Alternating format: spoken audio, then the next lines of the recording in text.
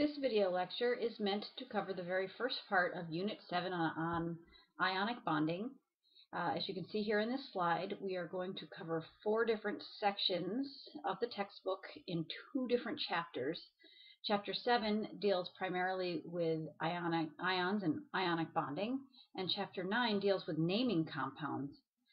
Notice Chapter 8 is missing from this list. Chapter 8 talks about covalent bonding, and that will be in the next unit. But for now, we're going to focus on ions and ionic bonding and how to name ions and how to name ionic compounds.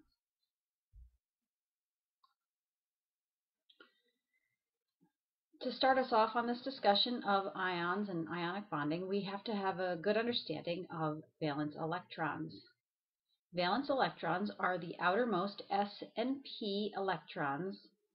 You can think of this as being the electrons in the S and the P sublevels of the highest principal energy level. So if we are considering bromine as an example, as shown here, bromine's electron, here's bromine on the periodic table right there, and bromine's electron configuration is everything argon has: 4s2, 3d10, 4p5, because it's in that 7th column. We can see valence electrons for bromine are 4s2, 4p5. We don't include these 10 electrons because they are in the 3rd principal energy level. So 7 valence electrons, as we can see here from this electron configuration. Or if we were to see the electron configuration here, bromine has electrons filling all the way up to the 4p5. So we can see here that these are the valence electrons, and therefore bromine has 7 valence electrons. So that's going to be a skill that you're going to want to become comfortable with, and we're going to spend a little bit of time figuring out how many valence electrons an atom has. We've discussed this in a previous unit. You can see here that the number of valence electrons depends on which column of the periodic table, which family, which group, which vertical column the element belongs in. So any element in group number 1 has 1 valence electron. The elements in the alkaline earth metal column will have 2 valence electrons. We skip this middle D block section because D block electrons are not in the outermost principal energy level. So we go over here to the P block, and we can see that the boron family will have 3 valence electrons. The carbon family will have 4 valence electrons. The nitrogen family will have 5 valence electrons. The oxygen family will have 6 valence electrons. The halogens have 7 valence electrons, and the noble gases, with the exception of helium, will have 8 valence electrons. So this being able to extract this information from a periodic table is a skill that you will most definitely want to be comfortable with as we progress through this unit. So what are valence electrons? As we said, they are electrons in the s and p orbitals of the highest principal energy level. An atom is defined as the smallest neutral particle of a sample of matter, whereas an ion is the smallest charged particle of a sample of matter. The idea here is that if I use the word atom, I am implying that the particle is neutral, and if it's neutral, that means that the number of electrons is equal to the number of protons. If I'm using the term ion, then I'm implying that the particle is not neutral. It's got some sort of charge, either positive or negative, which implies that the number of protons is not equal to the number of electrons. Somehow the number of electrons has been manipulated to be either greater than the number of protons or fewer than the number of protons. And this happens when a neutral atom, an atom becomes an ion when a neutral atom either loses or gains electrons. Protons are never gained or lost in chemical reactions, and it is only the number of electrons that can be gained or lost in a chemical reaction to form an ionic bond.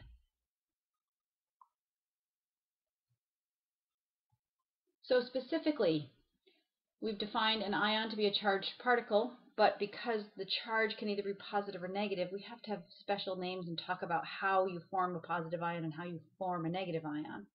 So let's start with a cation. A cation is a positively charged ion. And how does an atom become positively charged? Of all the subatomic particles that are charged, there's protons in the nucleus, which are positive, and there are electrons orbiting around the nucleus, which are negative. We've already said we're not going to change the number of protons, although it seems like the obvious way to make an atom positive is to add a proton. But we're not going to try to change the identity of the element. We're trying to maintain the identity of the element, just change the number of electrons. So to form a cation, you will typically start with a metal atom. And the reason we start with metal atoms is that they have either 1, 2, or 3 valence electrons.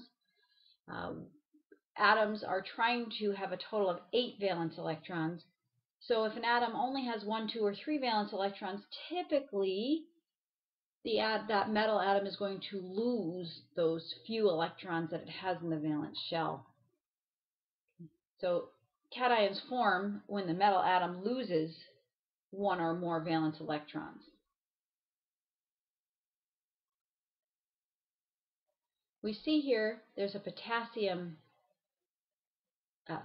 what we call an electron dot structure. This blue dot represents potassium's 1 valence electron. But if we were to do a real inventory of potassium, we would see that potassium has 19 protons and 19 electrons. So it's starting out neutral. So you would refer to this particle as an atom. But if this metal, potassium, loses its 1 valence electron, now it doesn't have 19 electrons, it now has 18 electrons.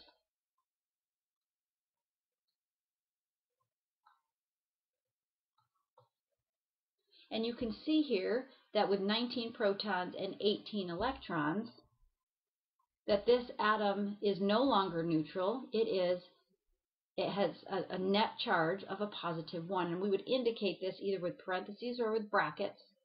And as a superscript, you would write a +1. Why does this happen? Atoms want to have a full valence shell. This is called the octet rule. Octet meaning 8.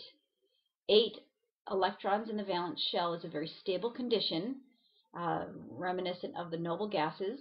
They have a full valence shell naturally, and therefore they are non-reactive. So basically, atoms will react in such a way to try to get 8 valence electrons. Atoms are always trying to reach or to try to find a way to have an octet of electrons in its valence shell. 8 electrons, as we said, is maximum stability for atoms. And metals will lose all their valence electrons because they only have 1, 2, or 3 valence electrons, depending on where they are on the periodic table. And when they lose those valence electrons, they will be left with a full shell that was underneath that original valence shell. So at that point, the atom will become an ion and will have a full valence shell by having lost those 1, 2, or 3 valence electrons. An anion, you guessed it, it's a negatively charged ion. And how are anions formed? Well, we don't start with metals, because if we started with a metal, the atom would have to gain 5, 6, or 7 electrons. And that's just not realistic. It's just too many to gain. So instead, we're going to start with a non-metal atom, because non-metals have close to a full valence shell, but not quite. So typically, non-metal atoms will have 5, 6, or 7 valence electrons. And what will happen is an anion will form from a neutral atom when the non-metal atom gains 1 or more valence electrons. Here we see an example of bromine with 7 valence electrons, and we'll show those 7 valence electrons as 3 pairs of electrons. Here's a pair of electrons, here's another pair, here's another pair, and then the 7th valence electron is here. So this is considered to be bromine when it's neutral. Bromine with 37 protons and 37 electrons is a neutral atom. But here what we're indicating now is that it's going to gain that 1 electron. And when it does, it's now going to have 38 electrons, which will make it no longer neutral,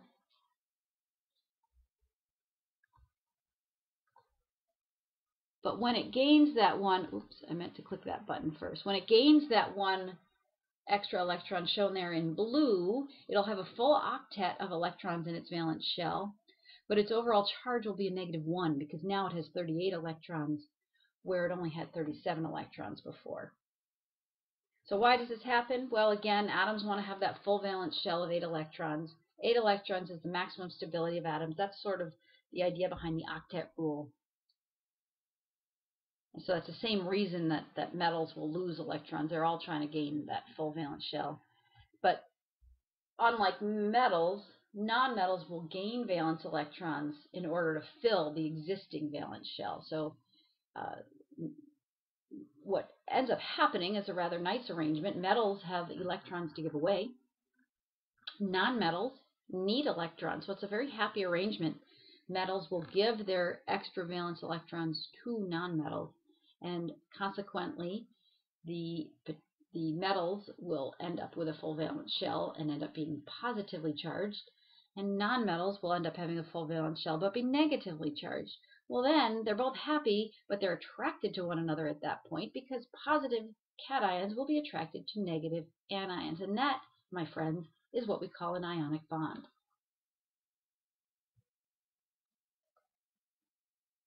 So let's explore this idea of this electron dot structures a little bit more in depth. You've already seen, you already have this chart already written out, the number of valence electrons on your handout. But what we're going to do at this point is indicate with 1 valence electron what that would look like as an electron dot structure. Okay, so to indicate 1 valence electron for lithium, we would draw that as a single dot, and that's what we would do for all the elements going down the alkali metals. They all have 1 valence electron.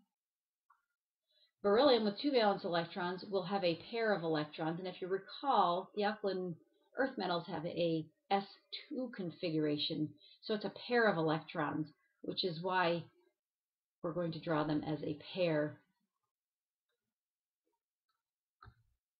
in this entire column. With 3 valence electrons, the boron family will be an s2p1, so they'll have a pair of electrons and then a single. And so that would be the case for all of the elements in this column, and I'm going to stop there to keep this lecture moving forward.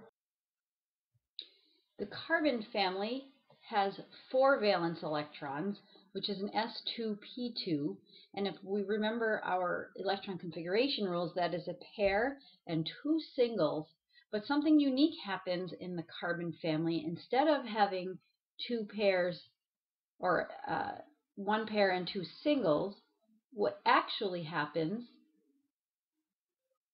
is there is a pair, one of the paired electrons jumps out to the p sublevel. Effectively, what you end up is with 4 single electrons around the nucleus of the atom, and they're all available for bonding, as we're going to see as we move through this chapter.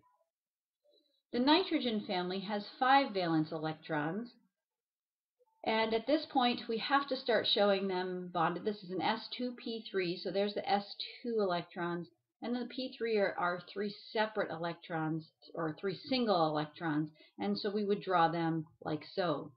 Now notice that I've put the pair of electrons on the top of the element. That's not really so critical. You could put the pair of electrons on the side or the bottom. And there are certain textbooks that'll give you certain conventions on where they're supposed to be. But I think the most important thing to recognize is that there's a pair of electrons and 3 single electrons. The oxygen family is an S2P4 configuration, and there will be 2 pairs at this point and 2 singles. So that's how we draw the oxygen family. And again, it doesn't really matter where you put those pairs. I'm going to draw them differently here, where I'm putting the singles on the left and the bottom on the sulfur. But the idea here is that this family will have 2 pairs and 2 singles. The halogen family will have 7 valence electrons, which is 3 pairs and 1 single. And so you can see here that we are, as we're moving to the right of this periodic table, the atoms are getting closer and closer to having a full valence shell. And in fact, because they're getting closer and closer to having a full valence shell, they get the nonmetals get increasingly more reactive because they're so close to having that full valence that they would literally, by the time you get to fluorine and chlorine, they would literally steal electrons from their grandmother to complete that octet. Now, by the time you get to the noble gases, these have 8 valence electrons, so we would draw those as 4 pair of electrons around the atoms, like so. And so they are very stable because they have achieved that full octet of electrons in their valence shell. Helium, of course, is the exception. It has only 2 valence electrons, so we can only draw that with a single pair of electrons there, with only 2 valence electrons. All right, the next chart that you have to fill in says something about determining common ionic charges within periodic table families. If we see here, we have alkali metals, where we're going to have sodium as the representative example here from that column. We have alkaline earth metals exemplified by magnesium, halogens exemplified by chlorine, and noble gases exemplified by argon.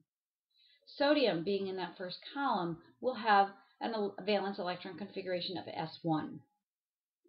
Okay, sodium is in the 3rd period, so that would be a 3s1. But we're going to leave the principal energy levels out of it to represent the entire alkali metal column. We can then see that S1 elements will have 1 valence electron. We're just counting up the superscripts. It will have an electron dot structure of Na with a dot, a single dot next to it.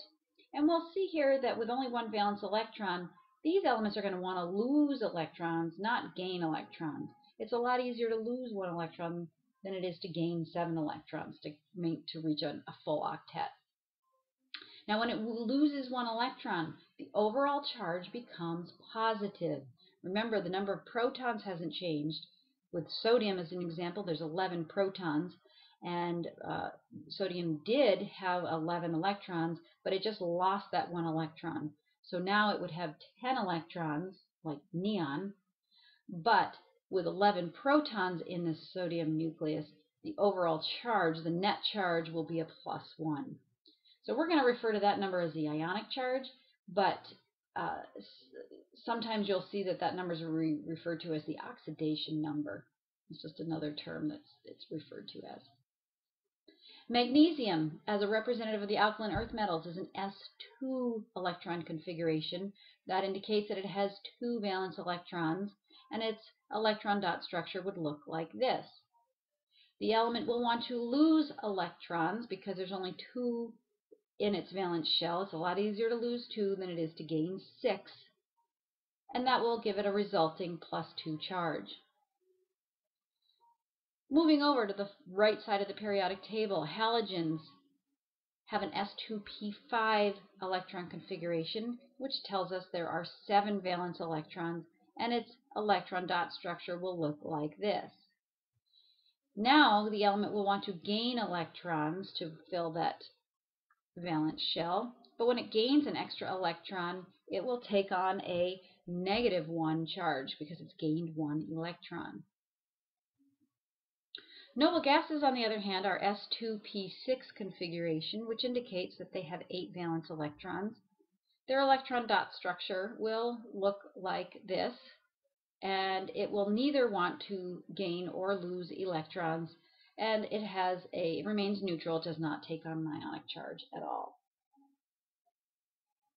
Now, let's go back to your chart that you have that looks like this.